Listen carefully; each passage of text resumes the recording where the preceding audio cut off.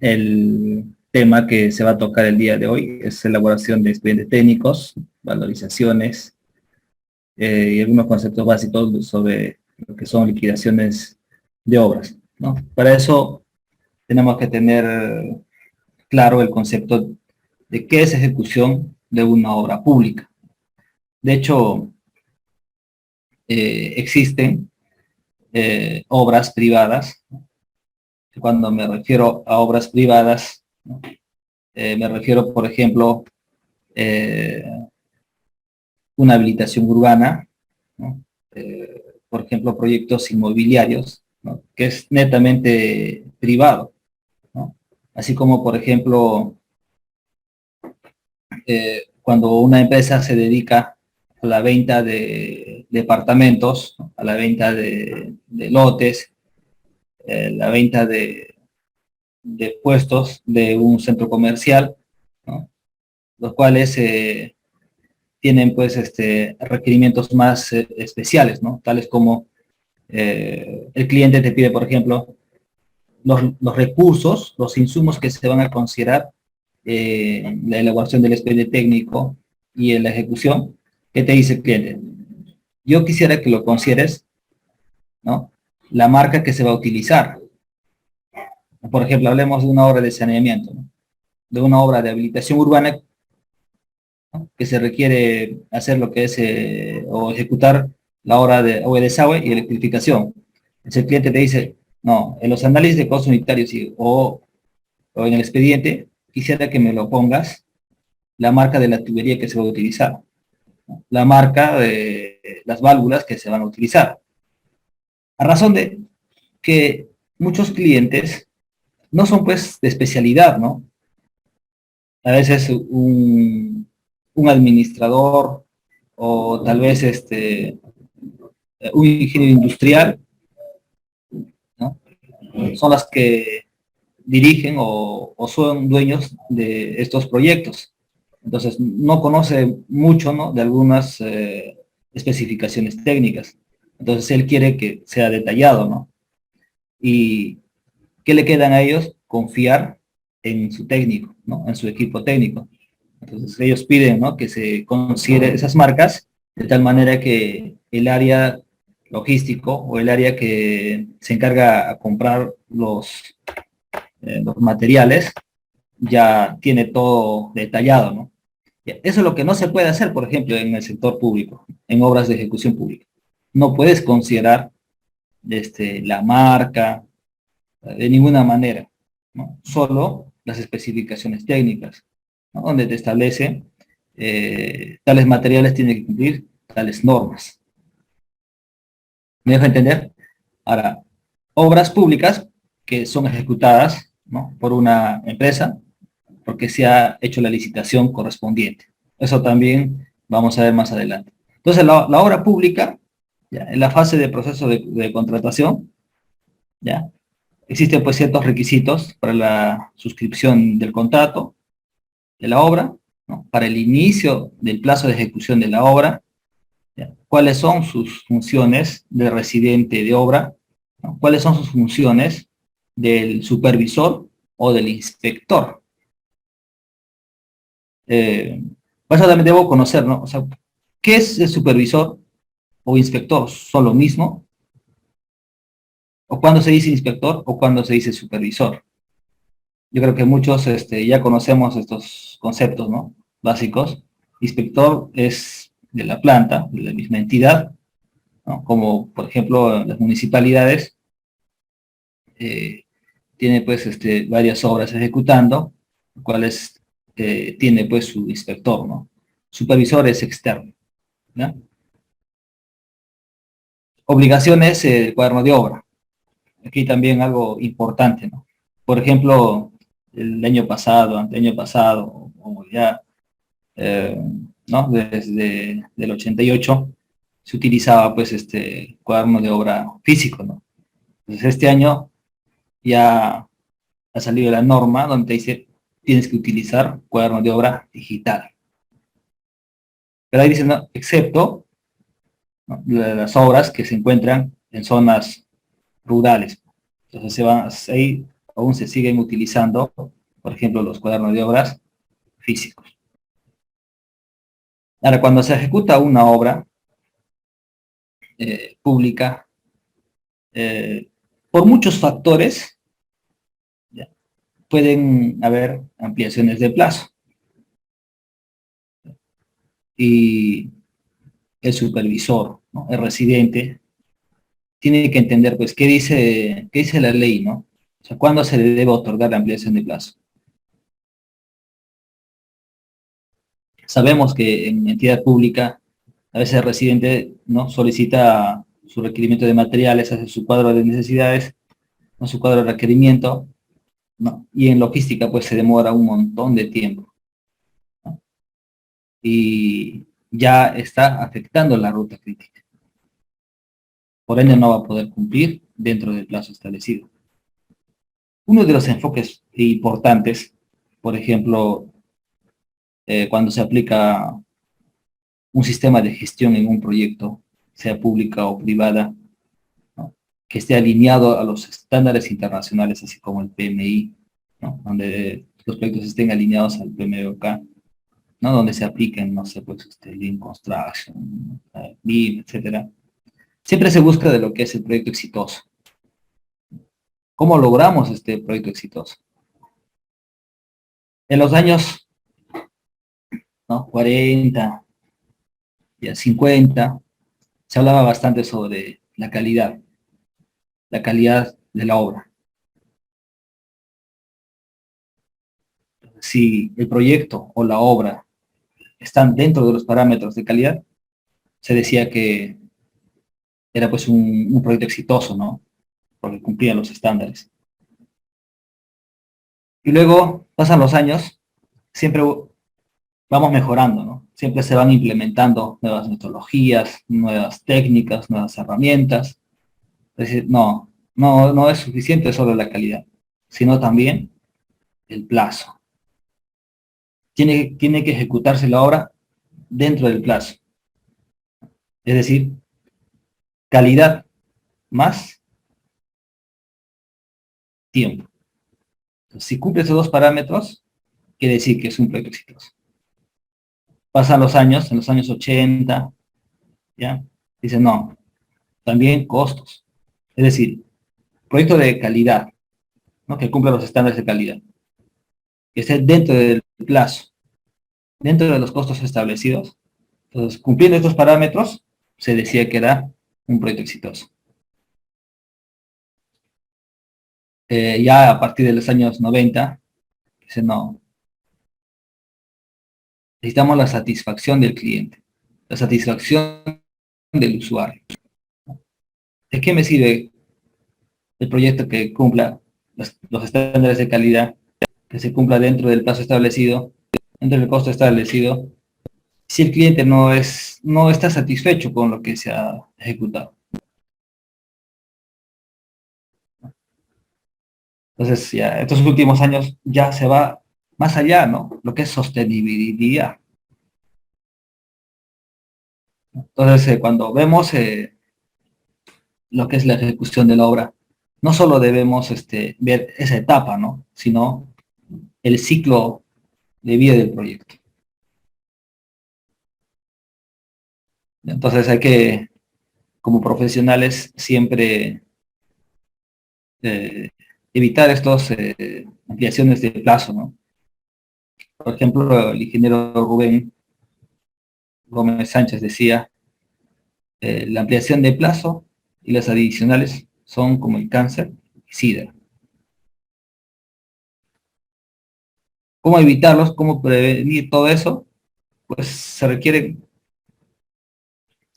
tomar conciencia, ¿no?, desde la elaboración del proyecto, desde la elaboración del perfil, ¿no?, hasta la contratación de los profesionales que van a elaborar el expediente, no los que van a ejecutar, no los que van a poner en marcha, etc.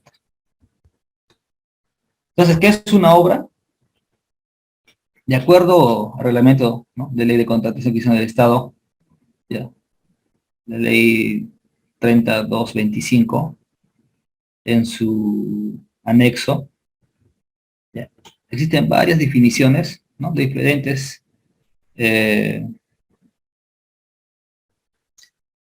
ah, palabras, ¿no? O de nombres que se consideran dentro de esta ley. Pero en específico, con respecto a obras, se refiere pues a lo que son construcciones, pues edificaciones, coliseos, estadios, etcétera. O reconstrucciones también. ¿Recuerdan cuando pasó el terremoto en Ica? Entonces todos los proyectos salían con ese nombre, ¿no? Reconstrucción. Otro es remodelación o mejoramiento, demoliciones, renovación, ampliación, habilitaciones. Entonces, a todo esto, bienes inmuebles, ¿no? Se le conoce como obra. El bien inmueble puede ser, ya, no puede ser transportado sin perder su esencia, su naturaleza, su forma. Es decir, ¿no? Como la pista, por ejemplo, ahí, como se ve en la imagen. Ahí ya se ha utilizado diferentes procesos. Ahora eso no lo vas a poder mover, ¿no? Ya ha sido compactado, por ejemplo, la subrasante, la base, ¿no? La carpeta asfáltica. No lo puedes mover esa infraestructura. Por eso se le conoce un bien inmueble. Obra se dice cuando no, al modificarlo, no pierda la esencia, ¿no? Ahora, de acuerdo a la ley de contratación y adquisición del Estado, también para la ejecución de una obra se requiere pues de la dirección técnica. Por ejemplo, la guía del PMBOK que decía, se requiere un gerente de proyecto. ¿Qué quiere decir eso? Que el equipo técnico, eh, los profesionales involucrados para la ejecución de ese proyecto, pues tiene que conocer, ¿no? Tiene que estar capacitado de una determinada obra, ¿no? O de una determinada especialidad. Hablemos, por ejemplo, de obra de saneamiento. De acuerdo a la ley de contrataciones, mínimo 2 años de experiencia. Tiene que conocer esa materia. Entonces, la dirección técnica se refiere pues al equipo técnico que se va a encargar a ejecutar la obra. Comúnmente en un proyecto que tenemos, responsables de la obra, residente y supervisor. Son los únicos responsables directos de la ejecución de la obra. Supervisor o inspector, ¿ya? Dependiendo. Ahora, de hecho, el residente no es la persona eh, única que está pues a cargo de la ejecución, ¿no? Sino existe todo un equipo. Si hablamos de una obra por administración directa, a veces la entidad designa pues un logístico, un administrador, almacenero, ¿no? Asistente técnico, topógrafo, o tal vez especialista en mecánica de suelos, etcétera. Ahora, ¿qué sucede si es una obra privada?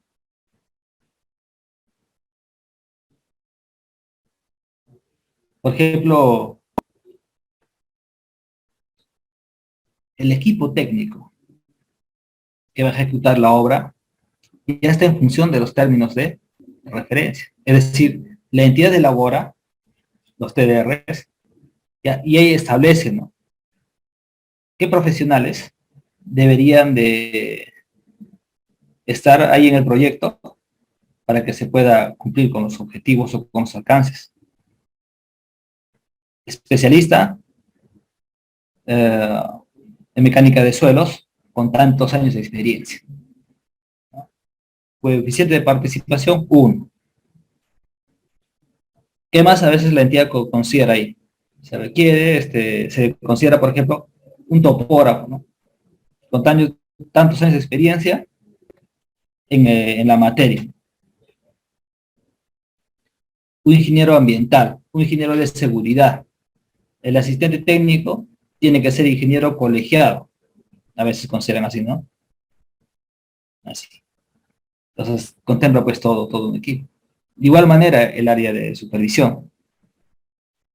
Supervisor no es solamente una persona, ¿no? Sino como comprende todo el equipo.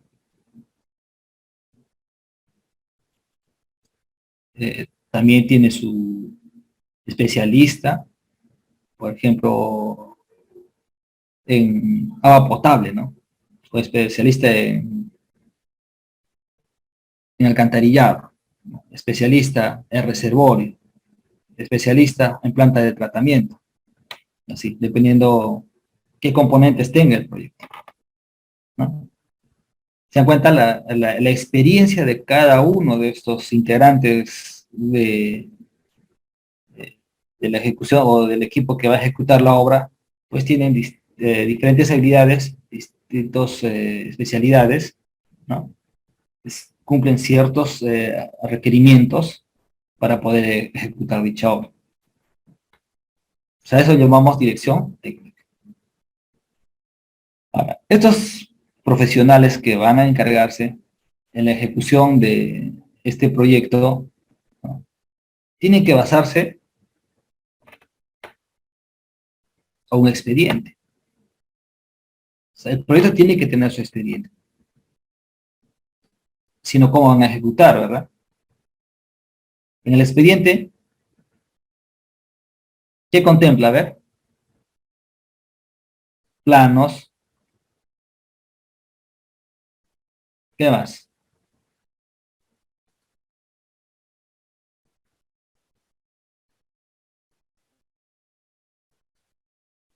Metrados, especificaciones técnicas, ¿qué más? A ver, Edison,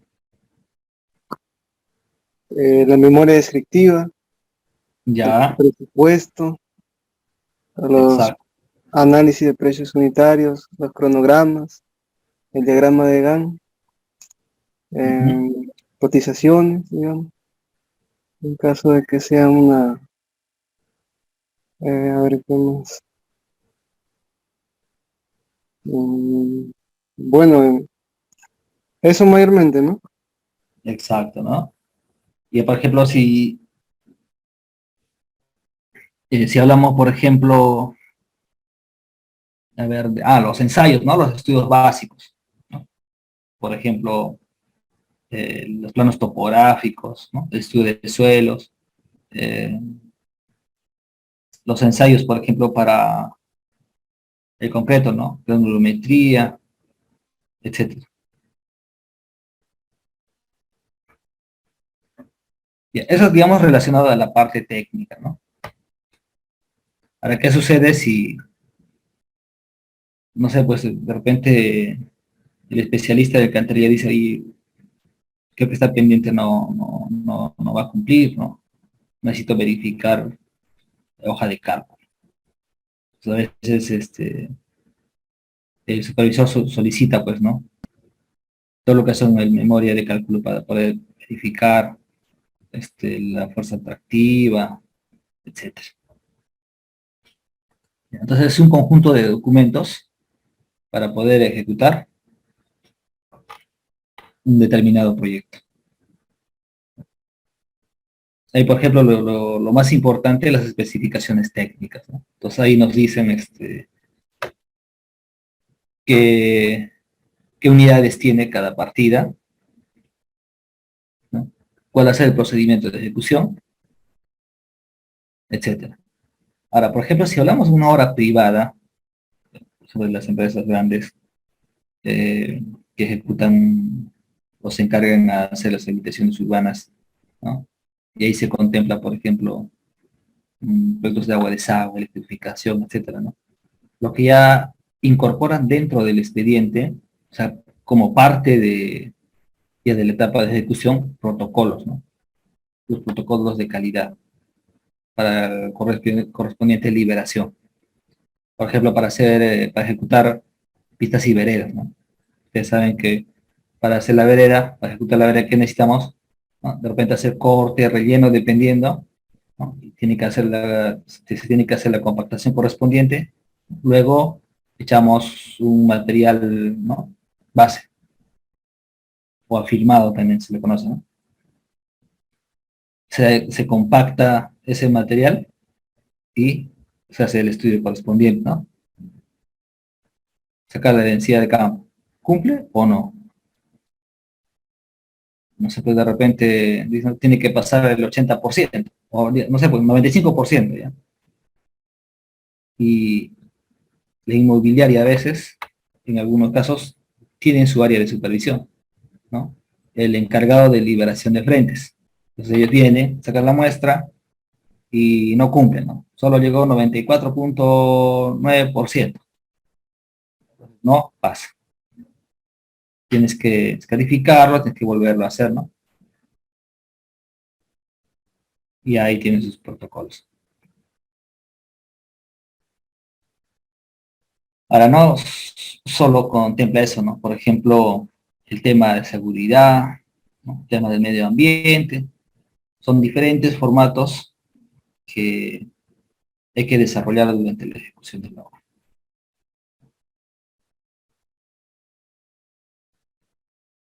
Una obra también requiere lo que es la mano de obra. De acuerdo a CAPECO, ¿no? El régimen de construcción civil, existen tres categorías: operario, oficial, peón. Los costos se van actualizando cada año, ¿no? Cada año se van actualizando, generalmente va incrementando la mano de obra. Y esto a veces es complicado, ¿no? Por ejemplo, cuando se hace proyectos en zonas altoandinas o muy cercanas a las zonas mineras, ¿no? Donde ellos a veces ganan, pues, un peón, por ejemplo, al día gana, no sé, pues 200 soles, ¿no? O sea, me refiero al día, ellos trabajan por 4 horas, 5 horas, ¿no? Tuve la experiencia de estar en un proyecto, ya, como lo que estoy comentando, muy cercano a una minería. ¿No? Los costos establecidos en mi expediente técnico, ¿no? El costo de la mano de obra, está de acuerdo al régimen de construcción civil. Entonces, uno pensaría porque no va a haber problema, ¿no? Entonces, en la zona se hace una convocatoria, se presentan pues cantidad de obreros, ¿no? Que yo soy peón, yo soy operario, yo soy oficial, etcétera, ya, todos los FAIs, etcétera. Entonces, cuando ya les mencionamos el monto o el costo de la mano de obra, o sea, cuánto van a ganar jornal, ellos decían, no, muy poco, ¿no? A lo mejor me voy acá a la mina. Lo que él me decía, lo que usted me va a pagar en la semana, eso yo lo hago en 2 días, me dice. Yo prefiero trabajar 2 días y ahí tengo 4 días descansando.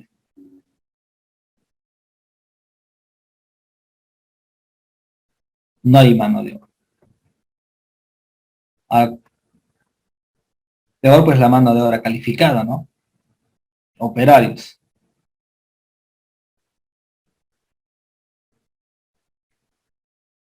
Entonces teníamos que llevar pues de otra zona, ¿no? De otra localidad. Entonces, ¿eso qué te demanda? Estadía para dicho obrero. ¿Y esos costos dónde están considerados? En el expediente no está contemplado. Y ahí empiezas a revisar, ¿no? ¿Cómo están tus gastos generales? Como les decía, es una hora por contrata. Imagínate si es a suma alzada. ¿No? Complicado. Entonces, por eso cuando estás en la etapa de licitación, ¿no? Cuando compras tus bases, etcétera, tienes que verificar, ¿no? Cómo están tus gastos generales, ¿no? Por lo menos ir a la zona, hacer un pequeño estudio y recién lanzarse, ¿no? De igual manera, materiales.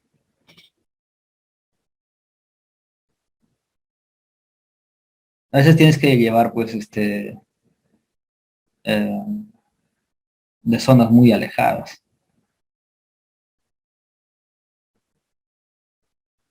Un recorrido de cuánto, no sé, pues 4 horas, 5 horas, ¿no? Por ejemplo, hace 10 años atrás, estábamos en un proyecto en Puno, en una localidad llamada Sandia. Ahora, si no me equivoco, ya está asfaltado, ¿no? Aquellos años no estaban asfaltados, nada. Entonces los materiales se tenían que llevar de la localidad de Juliaca. Entonces se demoraba pues todo el día en trasladar el material, ¿no? Y todos esos aspectos también hay que verificarlo, ¿no? ¿Están considerados el traslado del material? ¿Cuánto te cuesta el traslado? A veces los que elaboran el expediente no ven esos criterios. Mandan a cotizar los materiales y, por ejemplo, ¿no?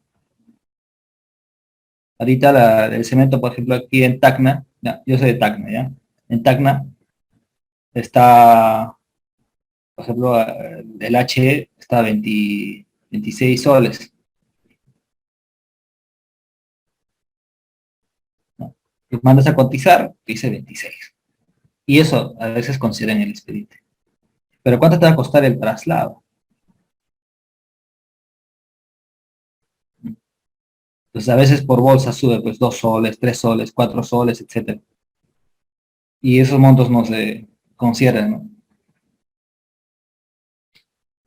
Entonces cuando los proyectos están así tan alejados, también hay que ver o tienen que calcular bien eh, para cuando requieren, ¿no? Sus materiales para la obra. Y ya tienen que saber en cuánto tiempo llegue. Ahora, cuando es por administración directa, es más complicado, ¿no? Porque alguien tiene que estar haciendo seguimiento de la entidad, que pase no de logística, ¿no? Para que pueda comprar, para que lo puedan aprobar, todo un detalle. ¿Ya? Entonces, para la ejecución de una obra se requieren pues la dirección técnica, expediente técnico, la mano de obra, materiales, equipos, maquinarias, etcétera. ¿Alguna pregunta hasta aquí? ¿Alguna duda? ¿Algún aporte?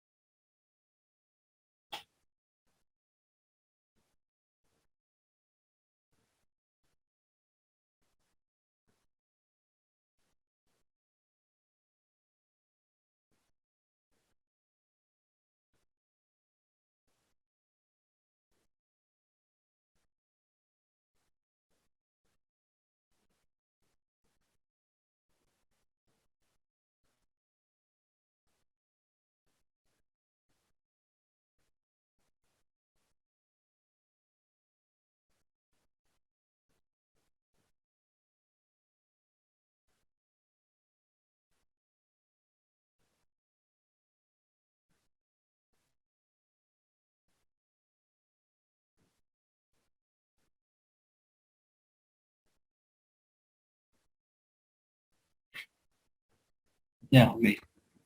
Seguimos entonces.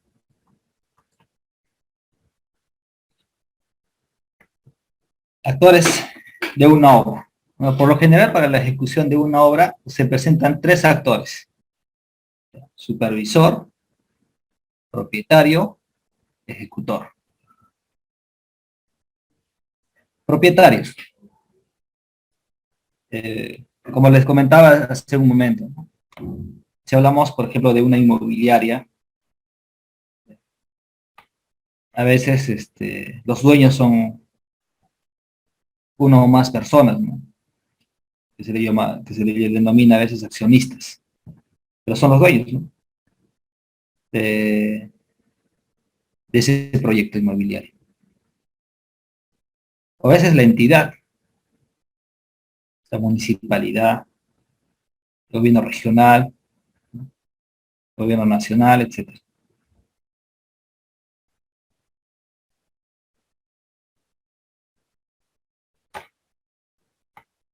Supervisor puede ser una persona natural, jurídica. Persona natural, como todos nosotros, ¿no? Toda persona que tenga RUC.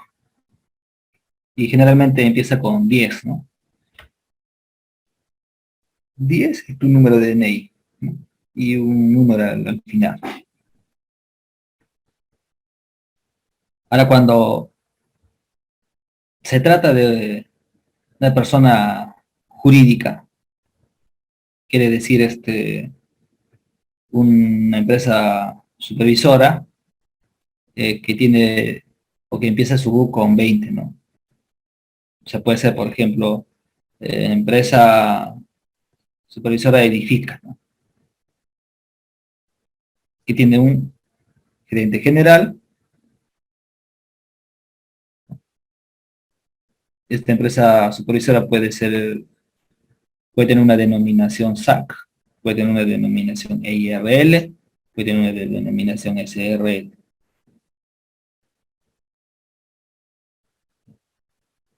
Cuando hablamos, por ejemplo, de una persona natural, es como en mi caso, ¿no? Santos Gómez Choquejao. Entonces, es el profesional que tiene que tener experiencia, tiene que tener ciertas capacitaciones, tantos años de experiencia, y debe conocer tales especialidades. Es específico, ¿no? Para una determinada persona. Pero cuando hablamos de una persona jurídica, ¿qué te dice a veces en los términos de referencia? La empresa tiene que tener tantos años de experiencia, haber ejecutado tantos proyectos de tantos montos, ¿no? La empresa. Además, la persona que va a supervisar, ¿no? Tiene que tener tales especialidades y, y tantos años de experiencia. ¿Se dan cuenta? Entonces hay dos aspectos, ¿no? El dueño de la empresa supervisora puede ser un administrador, puede ser un ingeniero civil, un ingeniero, un arquitecto, etcétera. Entonces no siempre esa persona tiene que supervisar la obra, ¿no? Sino que esa persona es el gerente de la empresa y puede contratar a un determinado ingeniero que cumplan ciertos, ¿no?, requerimientos que exige la entidad. ¿Me dejo entender? Ya por otro lado, tenemos al ejecutor, ¿no?, que es el contratista. No sé si hablamos una hora por contrato, con todo su equipo. O los constructores, ¿no? Cuando se trata, por ejemplo, hablemos de una inmobiliaria, ¿no?, que quiere ejecutar, por ejemplo, agua de desagüe, entonces hace una convocatoria, ¿no? Se requiere maestros que sepan instalar tuberías de 200 milímetros, ¿no? Que sepan ejecutar buzones, etcétera. Entonces contrata a su propio residente, a su técnico, etcétera. ¿Y qué es una obra pública? O sea, ¿cómo nace una obra pública?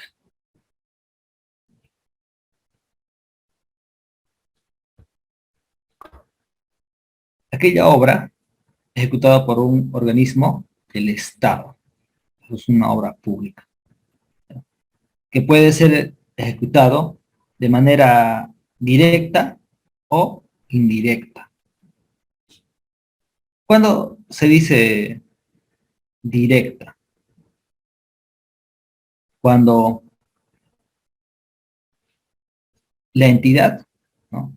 La municipalidad, el gobierno regional, etcétera, tienen la capacidad operativa. ¿Qué quiere decir eso? Que tiene lo suficiente maquinaria que lo requiere, que tenga el equipo técnico, que tenga la mano de obra.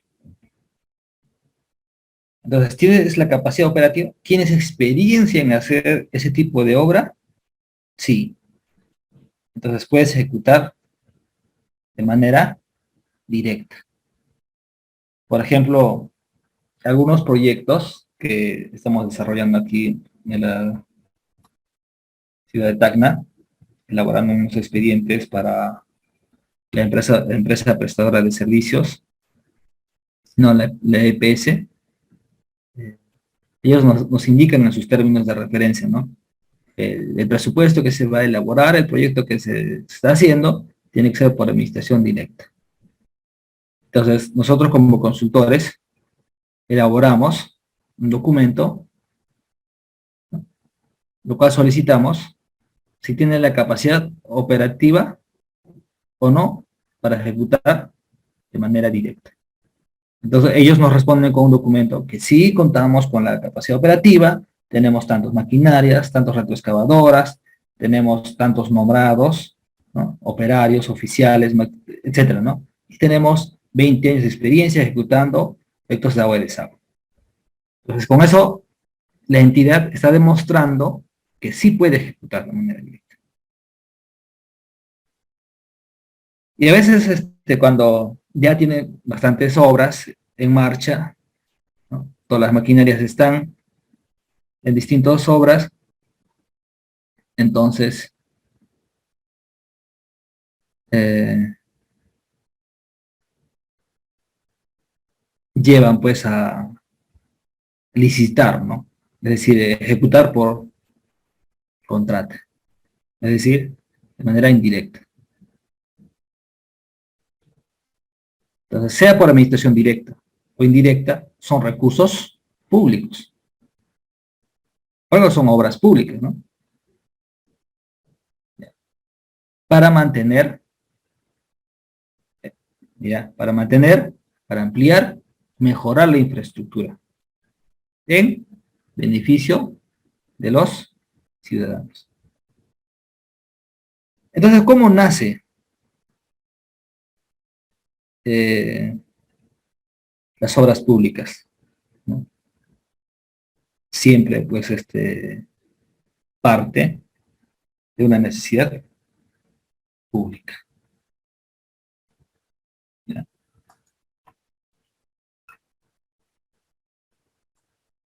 Si no, no habría sentido, ¿no?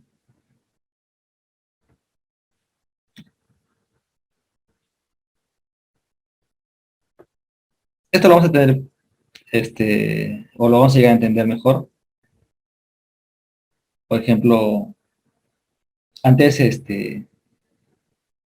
no se llamaba invierte.p, ¿no? ¿Cómo se llamaba? SNIP, ¿no? Pero para eso debo entender, debo conocer el ciclo del invierte.p, ¿no? ¿Cuál es el ciclo de inversión del invierte.p? Está conformado por 4, ¿no? Que son, por ejemplo, programa multianual de inversiones, el PMI, otro, por ejemplo, formulación y evaluación, ejecución y funcionamiento. ¿Cuáles son los beneficios del invierte.p? Es un sistema que permite reducir las brechas sociales y económicas de la sociedad, porque selecciona carteras de proyecto de acuerdo con las necesidades de la población. Por ejemplo, en un determinado sector, por ejemplo, quieren cerrar la brecha, que todos tengan agua de desagüe, ¿no? ¿Recuerdan cuando asumió Pedro Pablo Kuczynski? Ellos querían cerrar, por ejemplo, que todos tengan agua de desagüe, ¿no?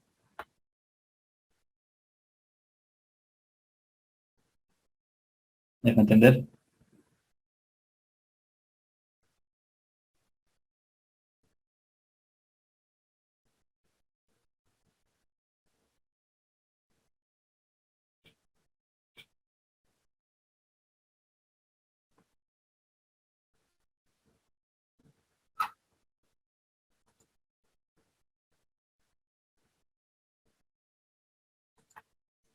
Un momentito.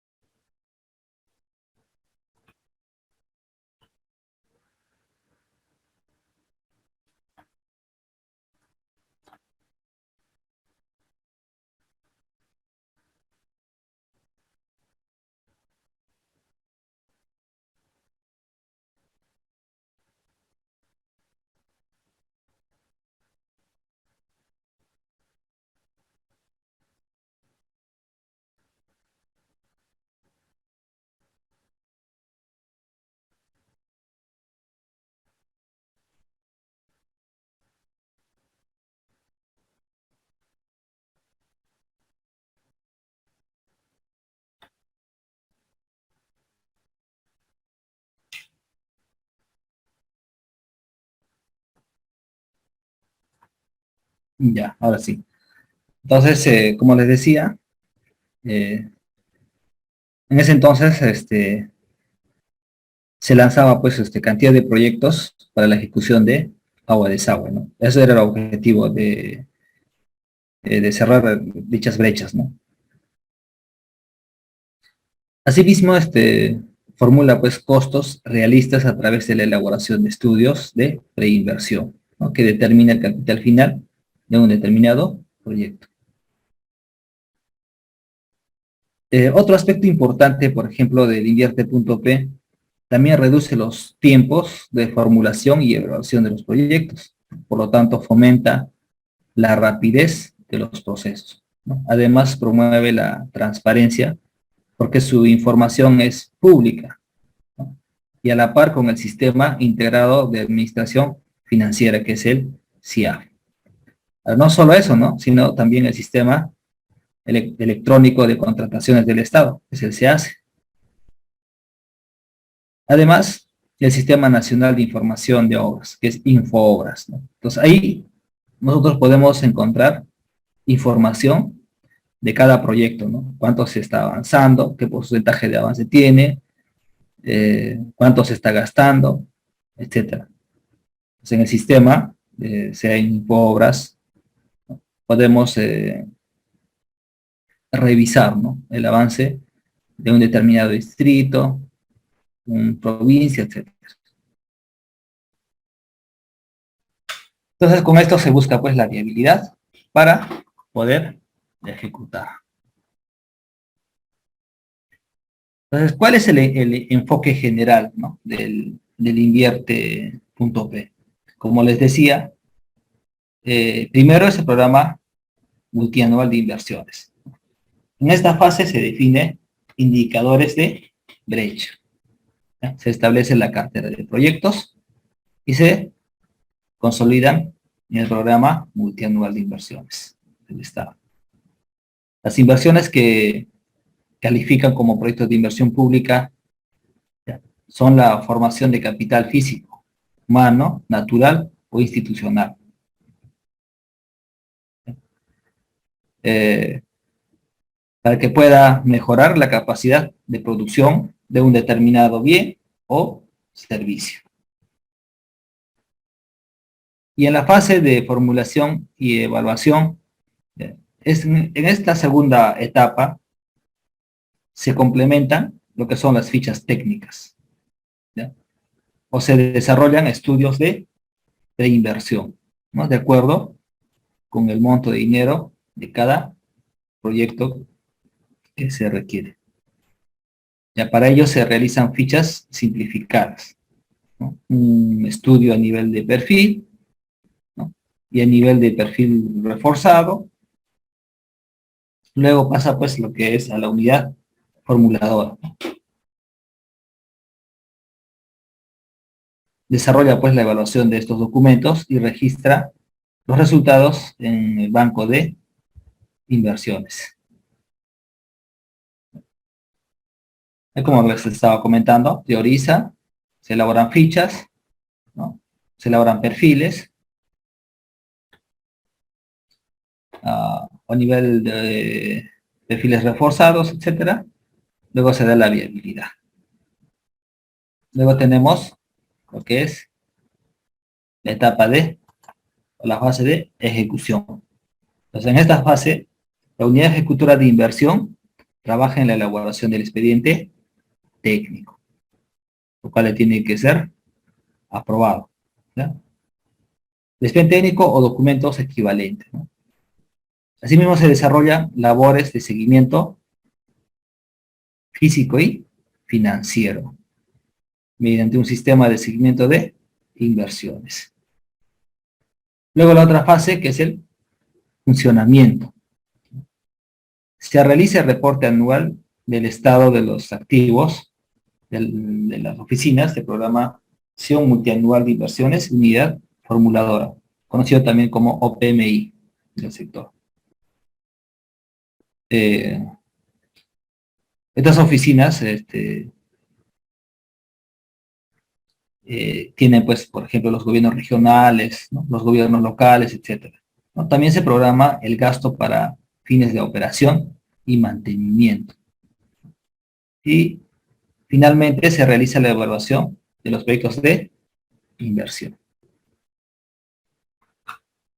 Entonces, en resumen, ese es el ciclo de proyecto de inversión pública, ¿no? Desde invierte.p.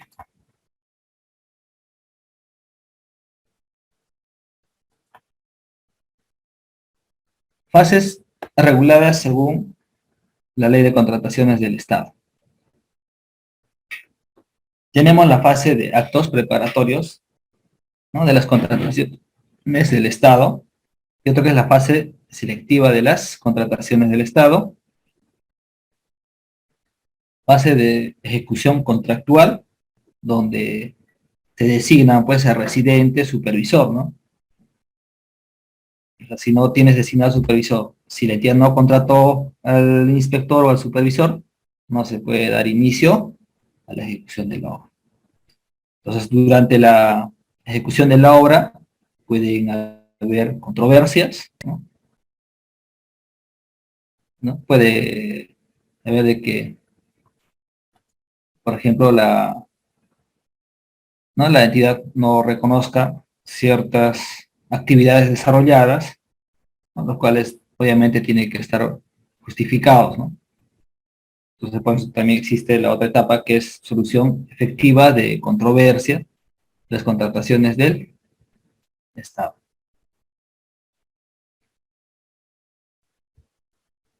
¿Y qué tipos de ejecución presupuestal hay? De acuerdo al artículo 59 de la Ley General del Sistema Nacional de Presupuestos, ¿cuántos tenemos? Dos, ¿no? A ver, ¿qué dice no sé si han leído alguna vez el artículo 59 de la Ley General del Sistema Nacional de Presupuestos? El artículo 59, por ejemplo, dice: la ejecución de las actividades y proyectos, así como de sus respectivos componentes, ¿no? De ser el caso, se sujeta a los siguientes tipos: ejecución presupuestaria directa, ejecución presupuestaria indirecta. Cuando hablamos de directa, como ya les he mencionado hace un momento, se produce cuando la entidad, con su personal e infraestructura, es el ejecutor presupuestal y financiera de las actividades y proyectos, así como de sus respectivos componentes. Y cuando hablamos de ejecución presupuestaria indirecta, se produce cuando la ejecución física o financiera de las actividades y proyectos, así como corto de sus respectivos componentes, es realizada por una entidad distinta al pliego, sea por efecto de un contrato o convenio celebrado con una entidad privada o con una entidad pública, sea a título oneroso o gratuito.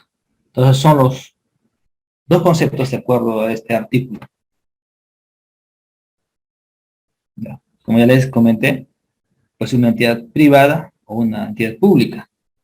Por ejemplo, en algunos casos se hacía pues convenio, ¿no? Con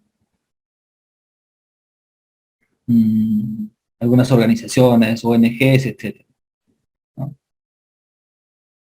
Se celebran un determinado contrato y todo eso está basado en la Ley de Contrataciones y Servicios del Estado, ¿no? Y su reglamento, los cuales se define qué normativas se van a aplicar, ¿no? Durante la contratación, ejecución y puesta en marcha. Y cuando hablamos de la ejecución presupuestaria directa, estamos hablando del mismo entidad, ¿no? Del pliego, propia entidad. Entonces, cuando se ejecuta una obra por administración directa, nos basamos únicamente en la resolución del número 195-88 de la Contraloría General.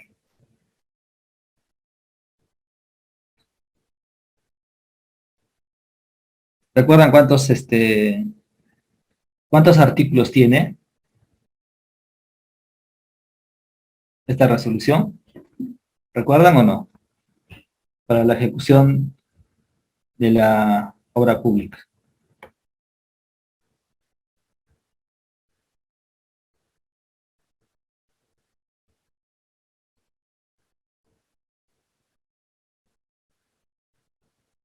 Nada.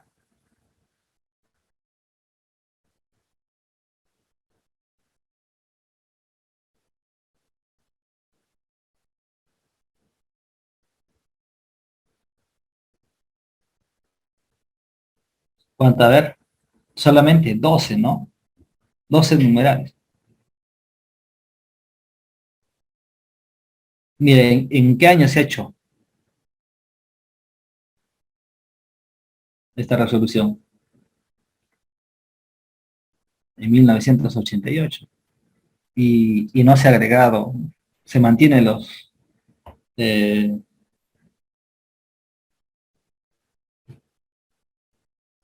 la cantidad de numerales, ¿no? No se ha agregado nada. Entonces, para la ejecución de las obras públicas por administración directa, tienen que regirse bajo esta resolución de la Contraloría. No sé si recuerdan, por ejemplo, ¿qué dice en el artículo primero? A ver, por favor, ¿alguien?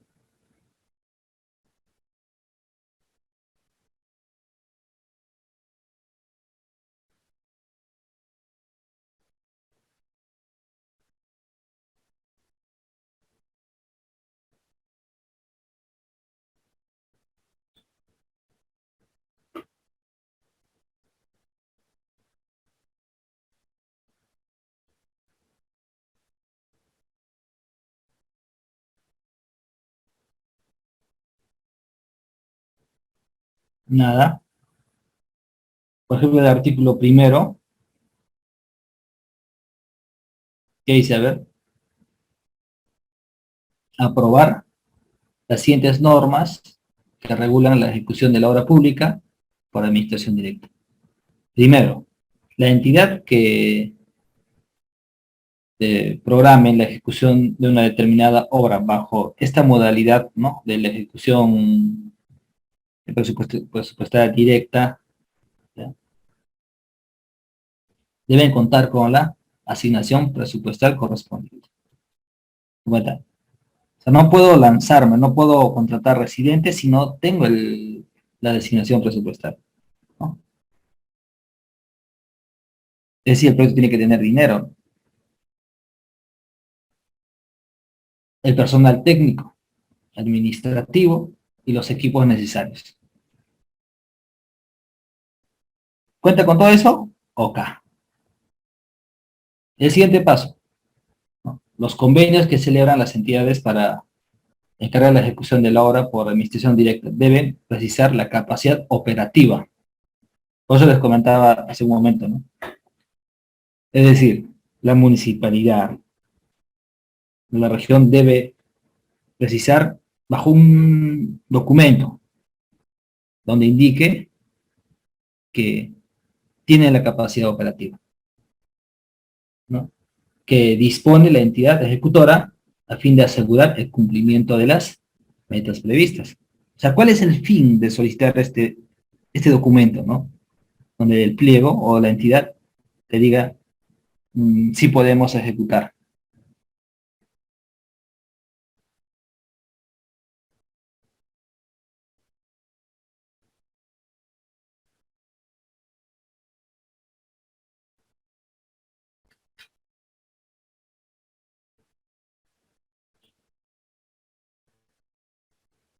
Como tercer paso, por ejemplo, es requisito indispensable para la ejecución de la obra contar con el expediente técnico aprobado por el nivel componente.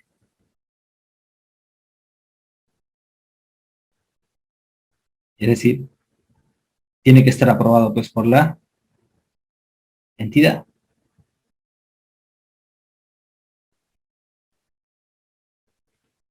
Ya, el mismo que comprenderá básicamente lo siguiente, ¿no? Memoria descriptiva, especificaciones técnicas, planos, metrados, presupuestos, análisis de costos unitarios, ¿no? Cronogramas, adquisición de los materiales, etcétera, etcétera.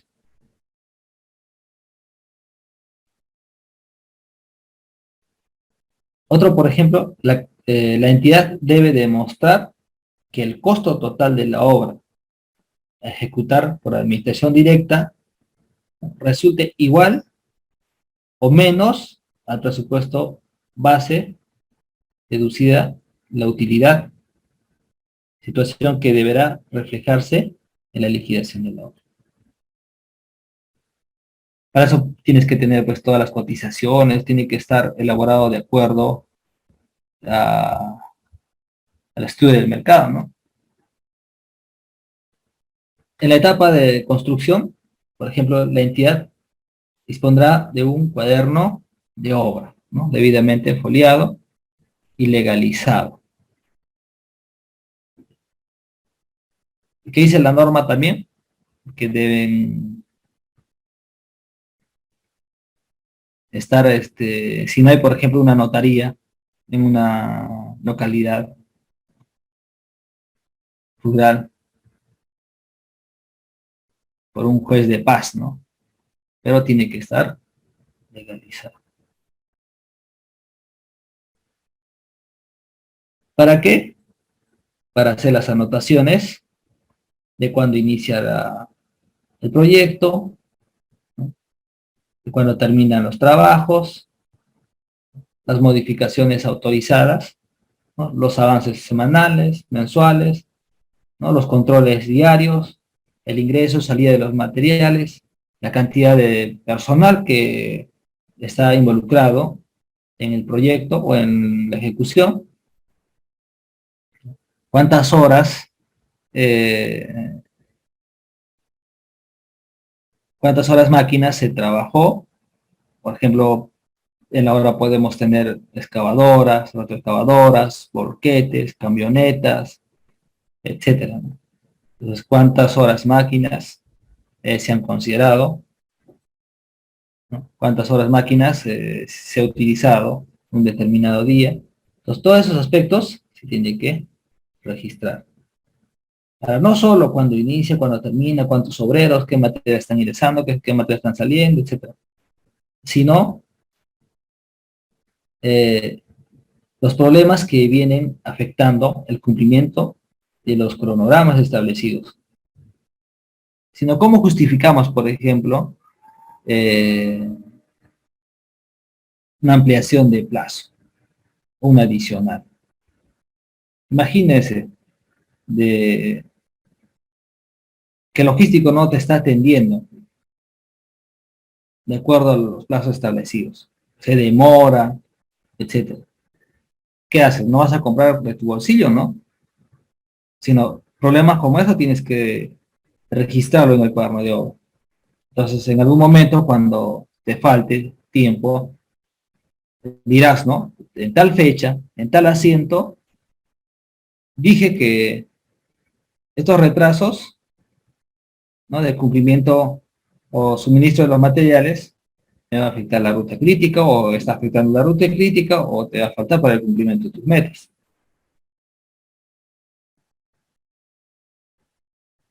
Y las constancias de la supervisión de obra. Entonces, en el cuadro de obra se tiene que registrar todo eso.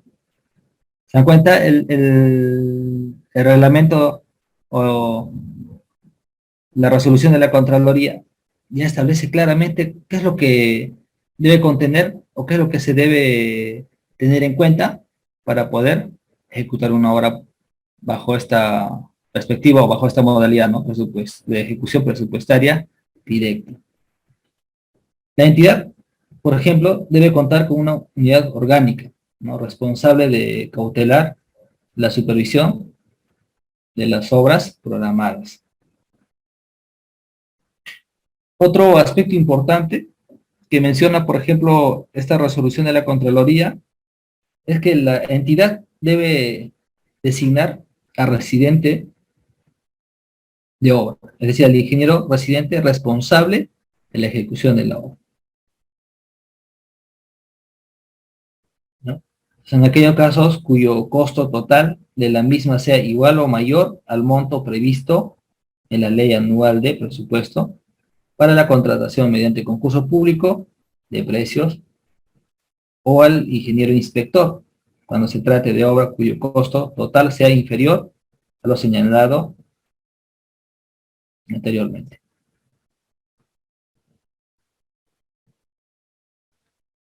Entonces, si no cumplen estos requerimientos, no se puede iniciar la obra. Ahora, el ingeniero residente o el ingeniero inspector, ¿no?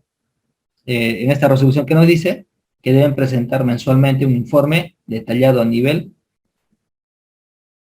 correspondiente sobre los avances físicos valorizados de la obra, ¿no? Precisando los aspectos limitantes y las recomendaciones para superarlos. En el informe siempre se considera, ¿no?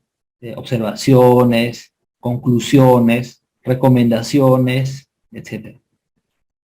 ¿Qué recomienda? De repente al área logístico o a la entidad suministrar dentro del plazo establecido, suministrar los materiales de acuerdo a tal reglamento, etc. Entonces, en una hora por administración directa, a veces dependes de muchas áreas, ¿no? Dependes de equipo mecánico, etc.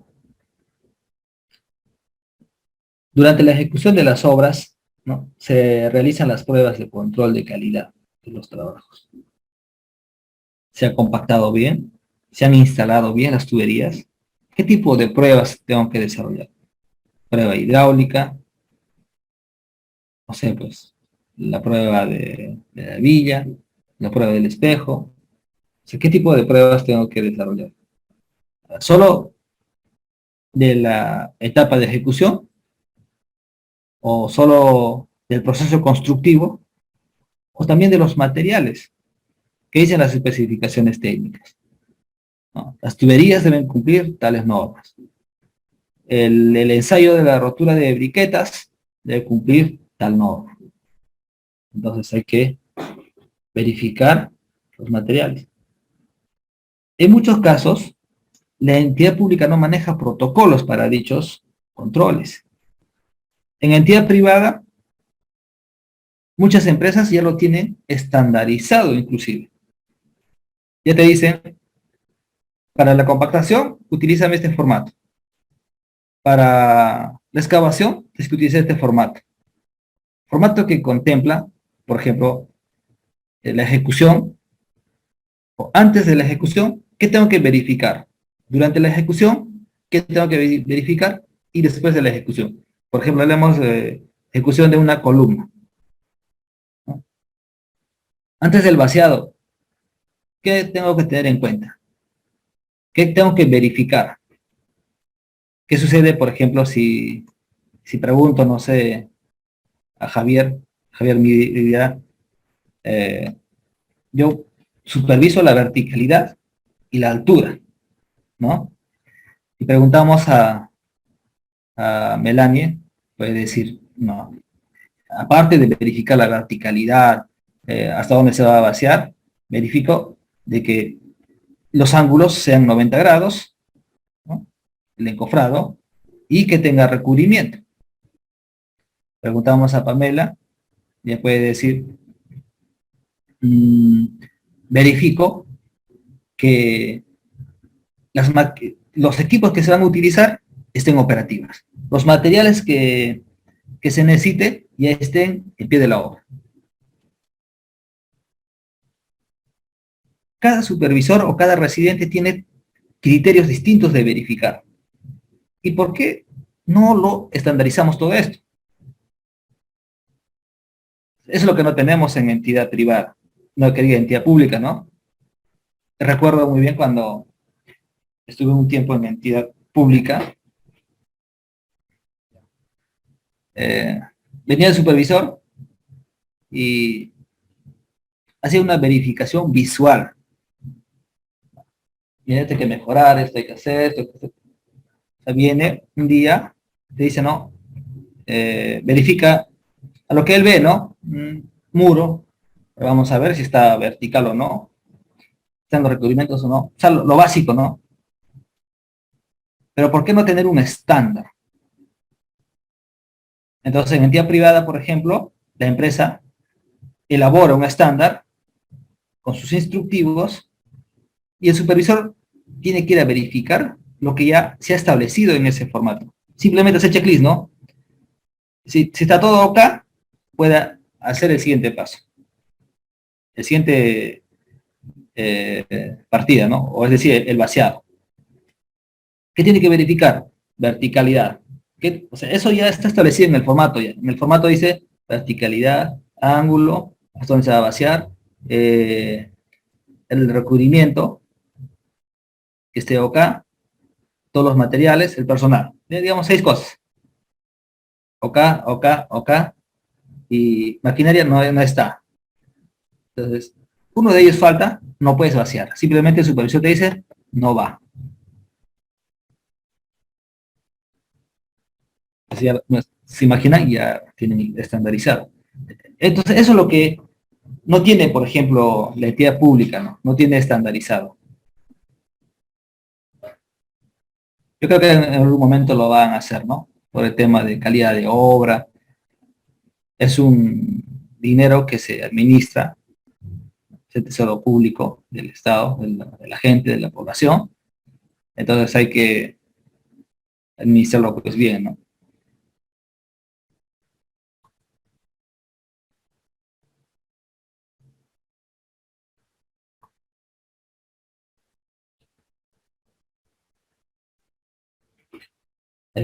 Otros aspectos que contempla esta resolución de la Contraloría, por ejemplo, los egresos que se efectúan en esta obra deben ser concordantes con el presupuesto analítico aprobado por la entidad de acuerdo a la normativa vigente. ¿Qué significa eso? En el expediente tenemos el presupuesto, que ustedes ya conocen, todas las partidas, ¿verdad? Tenemos el ítem, partidas, es decir, todas las actividades que se van a ejecutar, unidad de medida, metrado, precio unitario parcial, y más abajo tenemos costo directo, puede haber ahí supervisión, puede estar liquidación, etcétera, y costo total. una estructura de un presupuesto o de una ejecución presupuestaria directa no tiene utilidades. El IGB está incorporado dentro de los costos unitarios. Cuando hablamos de una obra que se ejecuta bajo la ejecución presupuestaria indirecta, los materiales no tienen IGB en el costo unitario, pero sí en el pie de presupuesto. ¿Me deja entender? Pues el IGB está ahí. Entonces, en una obra por administración directa,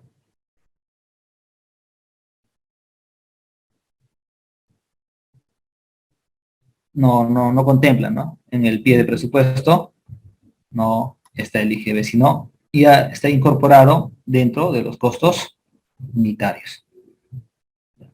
Entonces, ahí tenemos el presupuesto de obra. Pero además, ese expediente tiene un presupuesto analítico, donde ya está ya separado, ¿no? La mano de obra, materiales, servicios.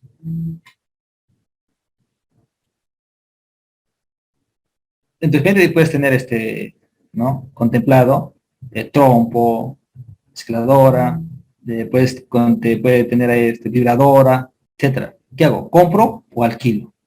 ¿O tengo? Por ejemplo, cuando se hace una obra por contrata, ¿ya? La empresa analiza eso, ¿no? ¿Qué materiales tengo? Por ejemplo, mi presupuesto dice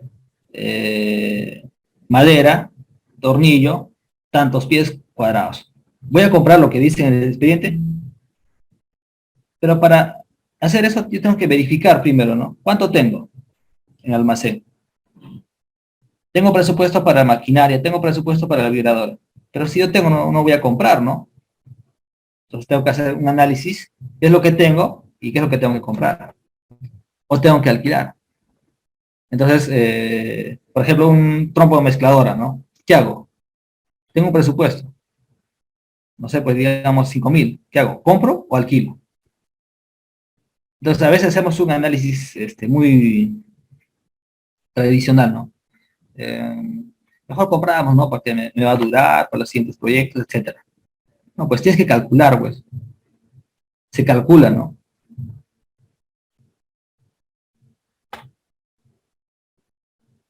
Calculas si te conviene comprar o alquilar. Por ejemplo, ¿no? Comprar 4.000 soles. Ya, pero comprar más mantenimiento. Entonces, ¿cuánto te cuesta mantenimiento, no? Entonces, ahí, o sea, igualas a alquilar, ¿no? Alquilar, ¿cuánto está? Y vas a obtener un determinado día. No sé, pues 10 días. Si vas a utilizar menor a 10 días, alquilas. Si vas a utilizar mayor a 10 días, compras. ¿No, verdad? Entonces, haciendo una igualación de comprar y alquilar, obtienes un determinado cantidad de días que se requiere, ¿no? Para determinar proyecto.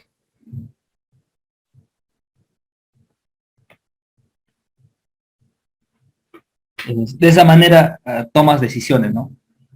Cuando estás en una obra privada. Ahora, no solo eso, ¿no? Puedes utilizar distintos criterios, estrategias. Puedes utilizar, por ejemplo, el árbol de decisiones, ¿no?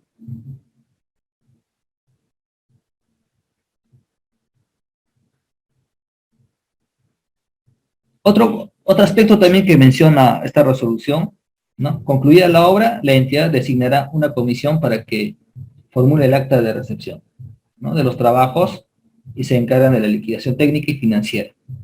En un plazo de 30 días de cita el acta, ¿no? La misma comisión revisará la memoria descriptiva elaborada por el ingeniero residente, ¿no? O el supervisor de obra, que servirá de base para la tramitación de la declaratoria de fábrica para la entidad, ¿no? Si es que se requiere.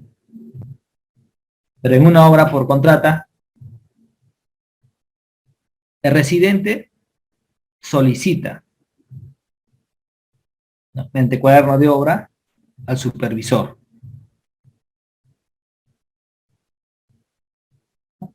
¿no? Comunica, ¿no? De que ya se ha terminado toda la obra, ¿no? Lo cual quiero la recepción. Entonces el supervisor, ¿qué hace? ¿Cuántos días tiene? 3 días, creo, ¿no? Para rechazar, para comunicar a la entidad. O sea, verifica el supervisor. A ver, vamos a ver. El residente dice que cumplir con todo, etcétera. Va a campo, verifica, si está OK. Entonces, le da pase a la entidad. Y la entidad designa la comisión, ¿no? Que está conformado por 3 profesionales. Puede ser un ingeniero, el supervisor o un contador. Entonces, este comité tiene 20 días, ¿ya? Para poder verificar la obra. ¿Me deja entender? Este comité, ¿qué hace? Va a la obra. Vamos a suponer que es una obra de edificaciones. Entonces verifica las luminarias, ¿no? A ver, ¿qué dice el expediente técnico? LED. ¿Qué han colocado? LED, está OK. Puertas. ¿Qué dice el expediente técnico? Madera, tornillo. ¿Qué han colocado? Contraplacado. No va. Porcelanato o piso, ¿no? ¿Qué dice? Porcelanato liso en el expediente. ¿Y qué han colocado? Porcelanato antideslizante. Entonces no va. Entonces, ya vamos a suponer que observan 5 aspectos, ¿ya? 5 aspectos.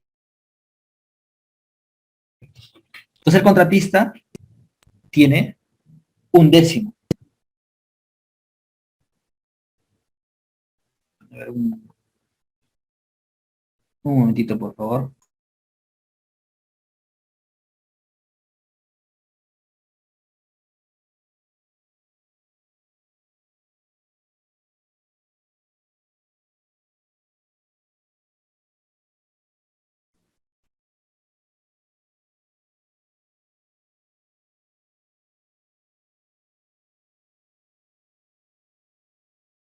El contratista tiene 1/10 del tiempo contractual, o 60 días.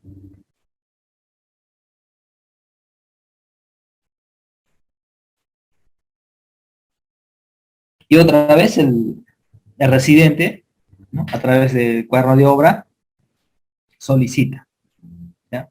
Solicita al supervisor, ¿no? De que ya ha cumplido, ha levantado todas las observaciones y que lo envíe el documento a la entidad, ¿no? Entonces se lo comunica esto al comité y el comité vuelve a verificar las observaciones que habían hecho inicialmente. Entonces dice, ¿no? A ver, ¿qué he observado la primera vez? Las puertas.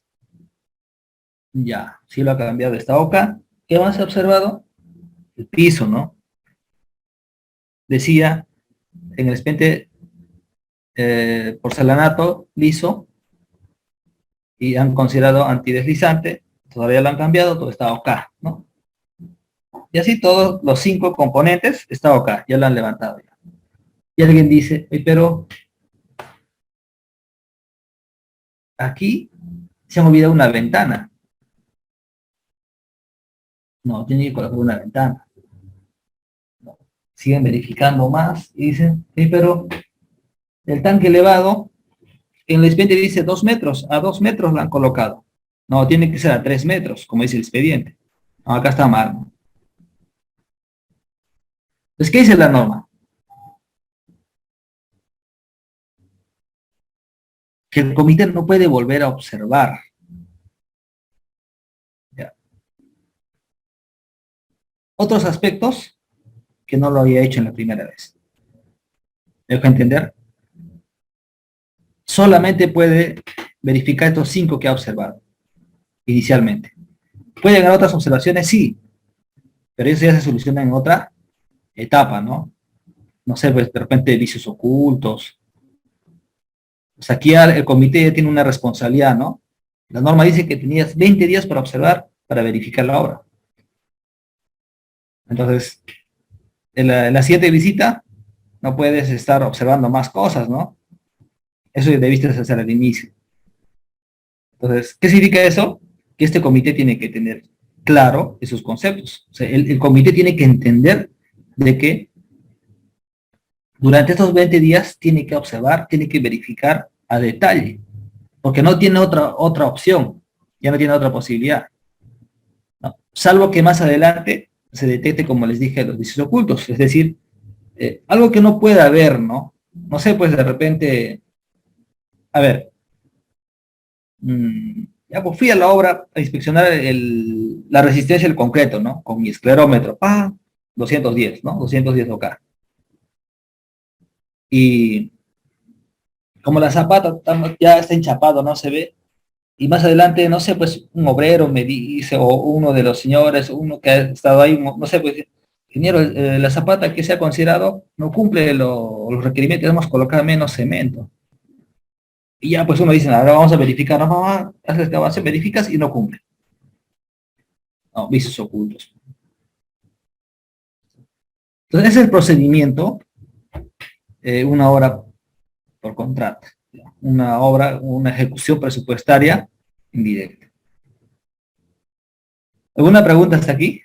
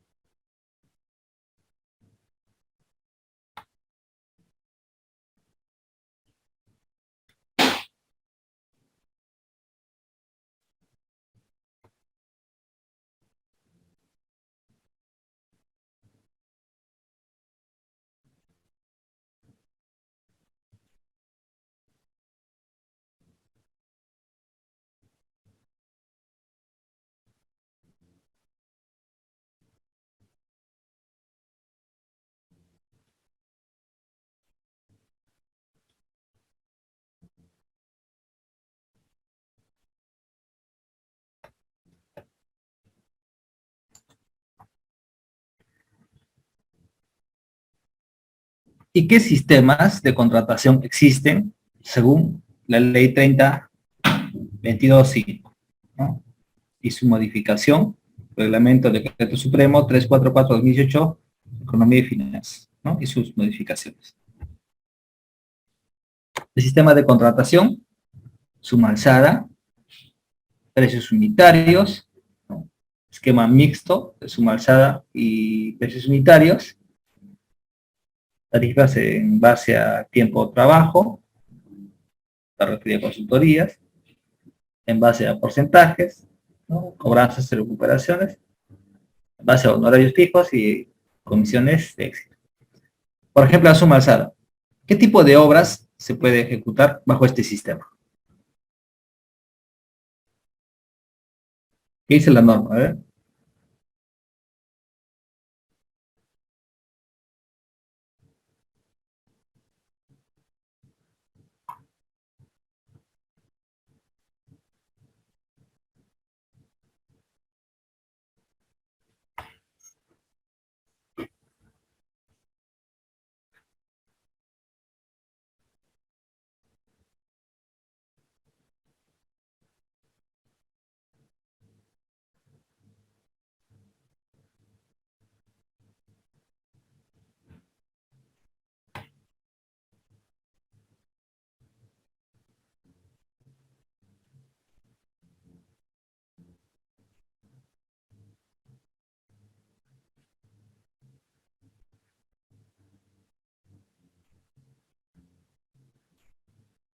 Ah,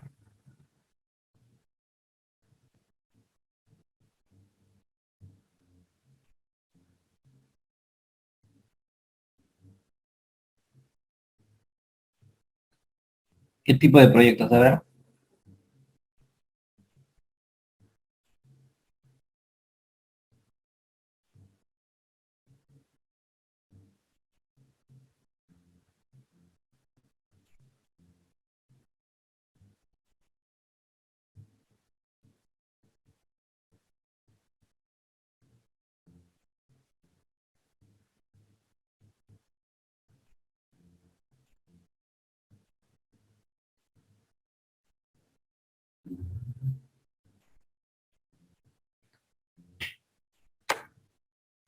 suma alzada, edificaciones, ¿no?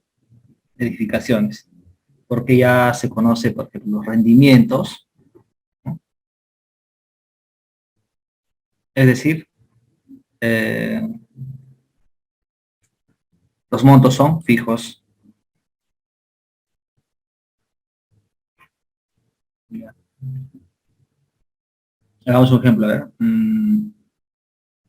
Suma alzada. Ya, en el presupuesto, por ejemplo, mira, en el presupuesto dice 100, ¿ya? 100 metros cúbicos de concreto. Y se ejecuta 80. En campo, o sea, no necesitas 100, solamente necesitas 80. Pero en el presupuesto dice 100. Entonces, ¿cuánto te pagan? Lo que dice el expediente, 100. Oye, pero solo ejecuté 80. ¿Me van a pagar 100? Obviamente te van a pagar 100. Entonces eso significa que va a haber un deductivo, ¿no? Pero en suma de alzada no hay deductivo. Te pagan 100. ¿Qué sucede si es lo contrario? Tu presupuesto dice 100, pero tú ejecutas 120. Uno diría, ah, no, es adicionales. No hay adicionales. Tú ejecutas 120, pero te van a pagar lo que te dice el expediente, 100. ¿Me dejo entender? Entonces eso es pérdida, obviamente, ¿no? Porque en el expediente solamente está considerado 100. Por ende, no hay deductivos ni adicionales. Eso es en proyectos a suma alzada, ¿no? Están relacionados a proyectos, edificaciones, puentes, ¿no? Obras de arte, etcétera. Y cuando hablamos de un sistema de contratación de precios unitarios, es lo contrario a suma alzada. Ahí te pago de lo que realmente se ejecuta. El mismo ejemplo. En el presupuesto dice 100, pero solamente ejecutamos 80. ¿A qué dice bajo este sistema? Solamente te pago de lo que ejecutas. Ah, ya. Entonces me va a pagar 80, no 100, como dice en el expediente. Entonces, en ese caso, ¿qué va a haber? Un deductivo. ¿Qué sucede si has ejecutado 120 y en el expediente dice 100? Va a haber una adicional. Es decir, te van a pagar por los 120, porque has ejecutado 120.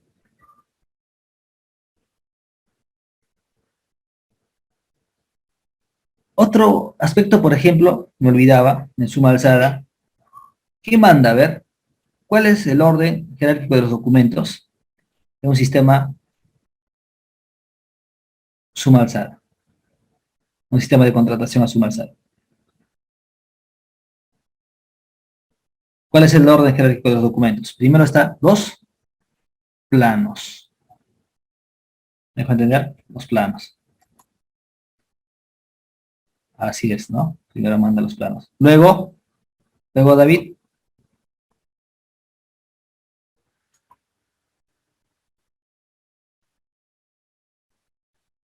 las especificaciones. Muy bien.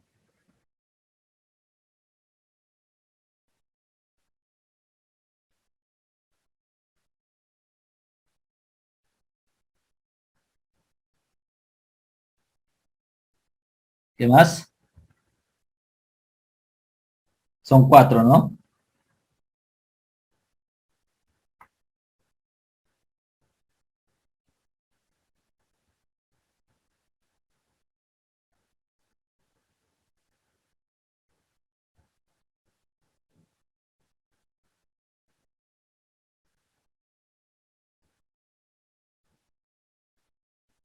Memoria y presupuesto.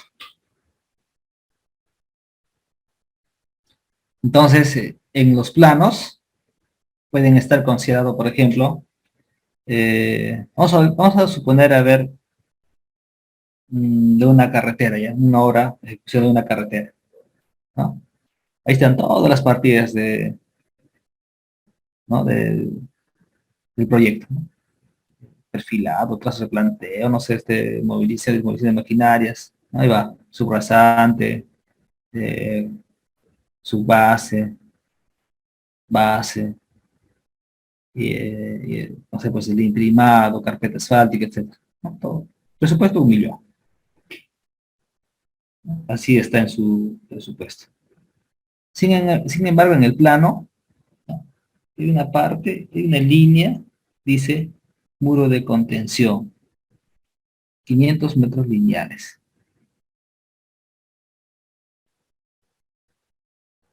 ¿Qué haces? En la etapa de contratación no te diste cuenta, bueno, has revisado el presupuesto, nomás ver las partidas, los costos unitarios, todo está acá, los gastos generales, utilidades, ya, acá, ¡pam!, ganas la obra. Y no te diste cuenta en el plano, ¿no? Que hay una línea, dice, muro de contención. O en algunas veces, por ejemplo, se ha visto unos planos de edificaciones donde son, por ejemplo, proyectos de ¿no? colegios o centros educativos, un pequeño cuadradito, dice, reservorio, ¿no? 1000 metros cúbicos. Sí, pequeñito, un cuadradito pequeño, ¿no? Ni siquiera tiene de cuánto por cuánto es, ¿no? Simplemente reservorio, 1000 metros cúbicos. ¿Qué le vas a decir a la entidad?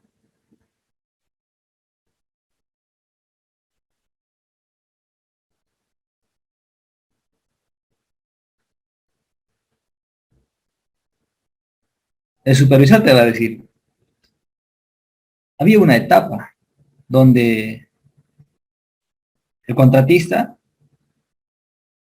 hacía las consultas, ¿no? Las preguntas, etcétera. Así es.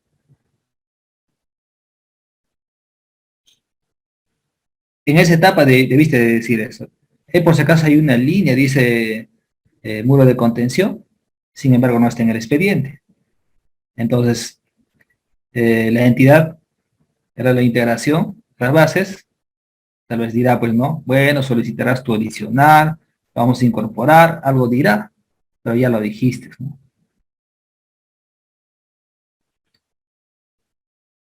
Por ejemplo, mira, en un proyecto de saneamiento, ya, eh, una empresa ya había ganado la obra y me contrata a mí para poder gerenciar el proyecto, ¿no? Entonces, ya estaban ya en la etapa de contratación del personal, etcétera, y ya pues cuando llego, verifico, ¿no? El expediente y no encuentro la partida de sobrecama.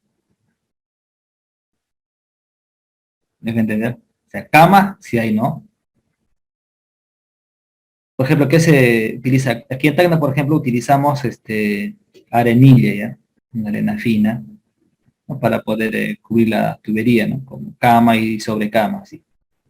10 centímetros de cama, 20 centímetros de sobrecama, ¿no? Para proteger la tubería. Y en el expediente no había sobrecama, pues. Entonces, echas número, dices, ¿cuántos kilómetros tenemos? 25 kilómetros, 25.000 metros lineales, ¿no? Por 0.80, que es el ancho de la zanja, ¿ya? Por la altura. ¿La altura cuánto es? 20 centímetros, que es la tubería, más el 20 arriba, ¿no? De 0.40, son como 8.000 metros cúbicos. Entonces, ¿cuánto costaba el metro cúbico? Como 40 soles, ¿ya? Y en dinero estábamos hablando más de cuarto de millón, ¿no? Algo de 320.000. ¿Qué hacemos? Lo vamos a ejecutar sin sobrecama, como dice el expediente. Entonces dijimos, ¿no? Estamos hablando a precios unitarios, porque los proyectos que se ejecutan bajo este sistema de contratación de precios unitarios, por ejemplo, son las obras viales, ¿no? Obras de saneamiento, etcétera.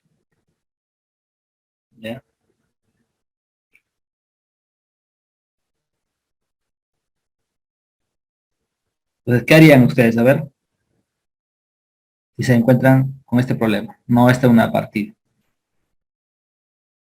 Simplemente registran en el cuaderno de obra, solicitan una adicional.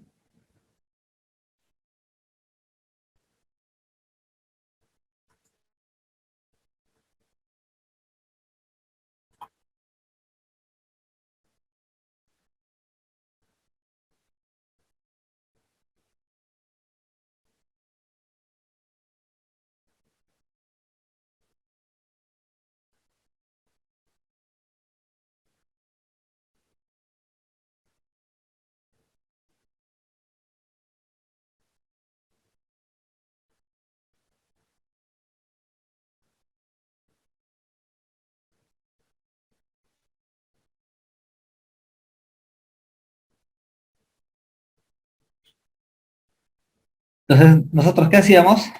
Le digo a mi residente, ¿no? Le digo, ¿sabes? Ya, pues regístralo en el asiento, ¿no? Regístralo, solicítalo en el plano de obra de que no está considerado de sobrecama, por ende vamos a,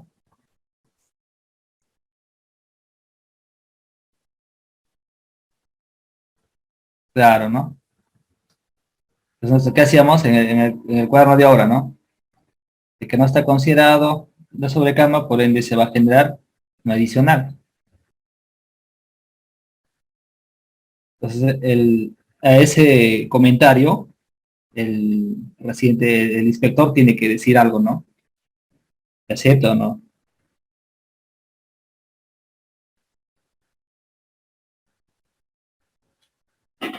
Entonces, ¿qué pasaba? Aquí había dos factores, ¿no? Si el supervisor no tiene experiencia y solamente ha entendido de que precio unitario significa ¿qué se llama? Te pago de lo que ejecutas. Entonces, como la partida no está, entonces se considera adicional, ¿no? Porque realmente vas a ejecutar esa partida. O sea, pues harás como partida nueva, etcétera, ¿no? Una adicional por partida nueva, etcétera. Entonces nosotros nos hemos ido por ese lado, ¿no? No, no, ¿qué va a decir el supervisor, no? Es una partida indispensable. ¿Y sabes cómo responde? Era pues un ingeniero también que conocía, ¿no? Tenía su trayectoria. Él dice, ¿no? La norma dice, ¿ya? Lo indispensable ya es automático. O sea, tú no necesitas, o sea, las cosas obvias, no necesitas pedir adicionales, nada por el estilo. Eso ya se supone que tienes que ejecutar con sobrecama. O sea, acá no vas a decir, mira, yo voy a ejecutar la sobrecama, pero necesito adicional. No, no. Las cosas obvias tienes que ejecutarlo. Y tuviste el momento, tuviste el tiempo en la etapa inicial, en la etapa de contratación, ¿ya? En la etapa de licitación, para solicitar, ¿no? Para hacer las consultas porque no se consideraron. Ya estamos en la etapa de ejecución. Entonces, estas cosas obvias no puedes solicitar una adicional. Así. Entonces nos niega el tema de la adicional, ¿no? O sea, tú debiste darte cuenta. Porque a veces las entidades pequeñas tienen un monto definido. O sea, no te puedes dar el lujo de estar pidiendo adicionales porque esa municipalidad no tiene plata. ¿Me dejo entender? Si vas a pedir adicionales, no te va a pagar la entidad. Y ahí pueden llegar a una controversia, todo un problema, ¿no? Eso también debe entender el inspector o el supervisor.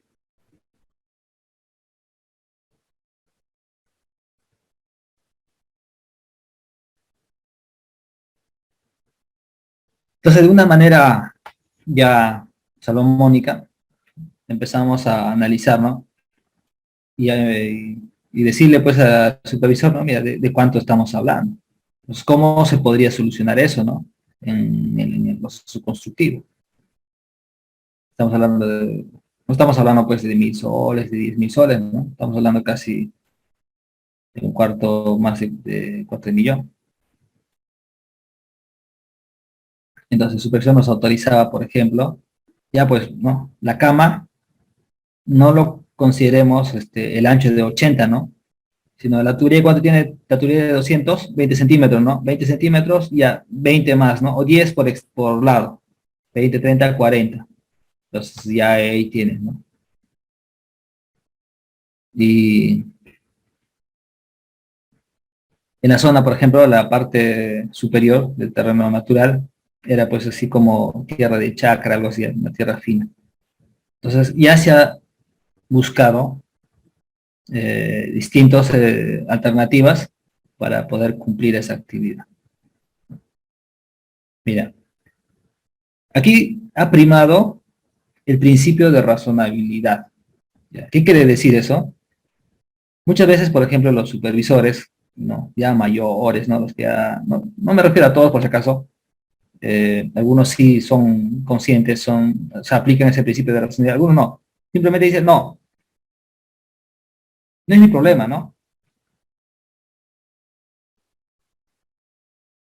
En el expediente dice, o en las especificaciones técnicas dice 40 centímetros o 20 centímetros de sobrecama y tiene que ser así. Y no me importa cómo lo hagas. O sea, un supervisor cerrado, ¿no? O sea, para él es blanco o negro, no hay más. Entonces, hoy en día no se ejecuta así, ¿no? Ya esos profesionales ya pasan a la historia. O sea, no han llegado a entender de que el supervisor o inspector es parte del proyecto. Si el proyecto falla, es porque también él ha sido, pues, parte de, ¿no? O sea, el supervisor es un profesional que apoya en el cumplimiento de las metas del proyecto, ¿no? No solo te observa, sino también te da alternativas de solución. Por algo, siempre te dicen que el supervisor debe tener más experiencia. En algunos proyectos, por ejemplo, a veces el residente tiene más experiencia que el supervisor. Entonces, ya, pues, ¿qué le queda, no?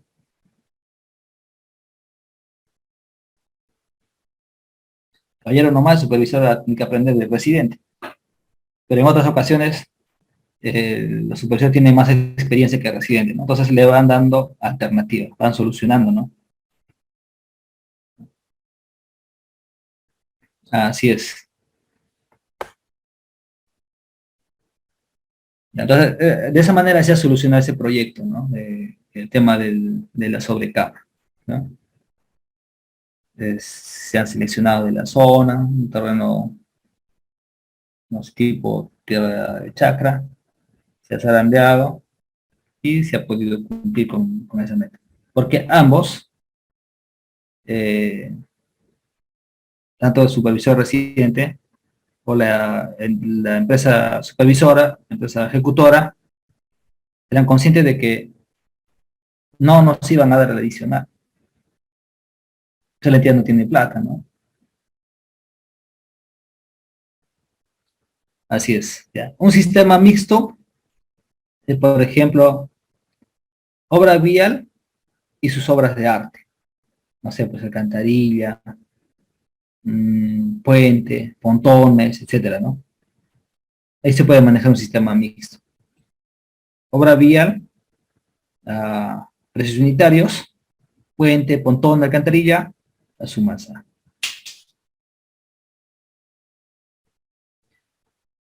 Ya. Ahora, por ejemplo, en el sector privado se maneja bastantes tipos de contrato, por si acaso. ¿Ya? Varios incentivos más honorarios, eh, precio más fee, comisiones, etcétera.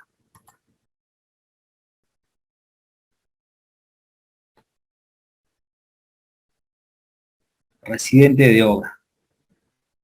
Acá vamos a hacer un pequeño break